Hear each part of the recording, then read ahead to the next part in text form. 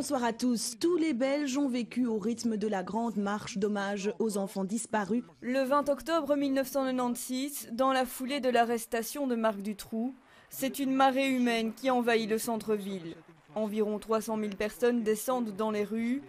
Une marche blanche, une population unie pour soutenir les familles des enfants enlevés et pour dénoncer les dysfonctionnements du système policier et judiciaire belge.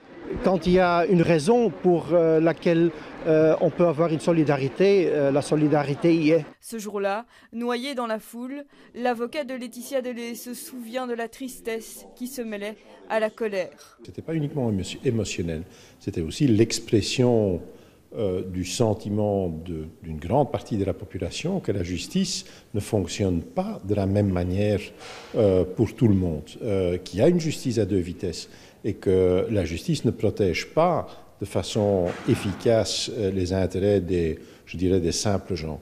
Benoît de Gemep est à l'époque procureur du roi de Bruxelles. À l'appel des parents en seulement 15 jours, il participe à l'organisation de la marche, à la mise en place du dispositif de sécurité.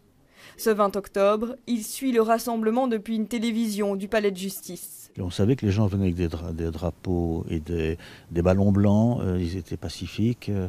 Et c'était ça surtout qui faisait leur force ailleurs. La force ne vient pas toujours de la violence. Vous vous attendiez à ce qu'il y ait 300 000 personnes? Non, je pense que 300 000 personnes, ça c'est un chiffre auquel on ne s'attendait pas comme tel. On savait qu'il y aurait beaucoup de monde, mais bon, c'est une affaire hors norme. En fait, les gens n'ont quasiment pas marché, tellement il y avait du monde, donc ils restaient plus ou moins sur place. Ça débordait dans toutes les rues. Mais à côté de ce monde, ce n'était pas un monde énervé, c'était un monde très digne, très calme, qui était dans la mémoire. Et voilà, donc ça s'est bien d'ailleurs passé.